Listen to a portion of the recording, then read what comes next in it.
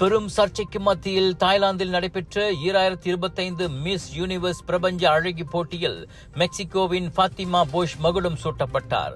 சில வாரங்களுக்கு முன் போட்டி ஏற்பாட்டாளர்கள் ஃபாத்திமாவை முட்டாள் என்று அவமதித்ததால் அவர் போட்டியை விட்டு வெளியேறினார். இது உலகளவில் பெரும் சர்ச்சையானது. அந்த அவமானத்தை கடந்து இறுதிச் சுற்றில் மேடையில் நின்று உங்கள் உண்மைத்தன்மையை நம்புங்கள், உங்கள் கனவுகள் முக்கியம் என்ற வலிமையான செய்தியை அவர் வழங்கியிருந்தார்.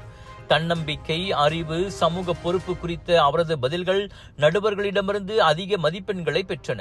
இதையடுத்து Thailand, Venezuela, Philippines, Ivory Coast போட்டியாளர்களை தோற்கடித்து அவர் கிரீடம் வென்றார். இது மெக்சிகோவுக்கு கிடைத்துள்ள 4வது மிஸ் யூனிவர்ஸ் அழகி பட்டமாகும். சோதனைகளை சாதனையாக்கிய ஃபாத்திமாவுக்கு வாழ்த்துகள் குவிந்து வருகின்றன. எனினும் ஃபாத்திமா போஷ் குறித்து அதிர்ச்சி குற்றச்சாட்டுகளும் எழுந்துள்ளன. போட்டி நீதிபதிகளில் ஒருவராக இருந்து ஒரு நாளுக்கு முன்னர் அதிலிருந்து விலகியவரான ஒமார் அவுஃபாஜ் இந்த வெற்றி போலியானது என கூறி பரபரப்பை ஏற்படுத்தியுள்ளார்.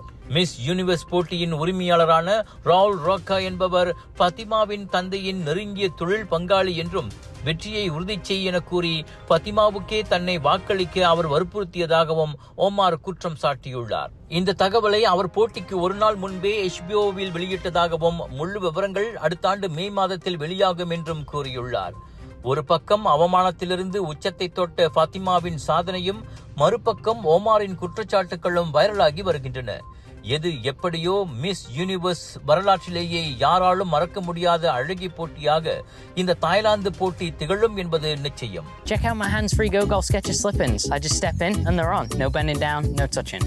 Great, but it's your turn to play. My bad. Go Golf Skechers slip-ins. They're so amazing, you can't stop talking about them. Did I mention I don't?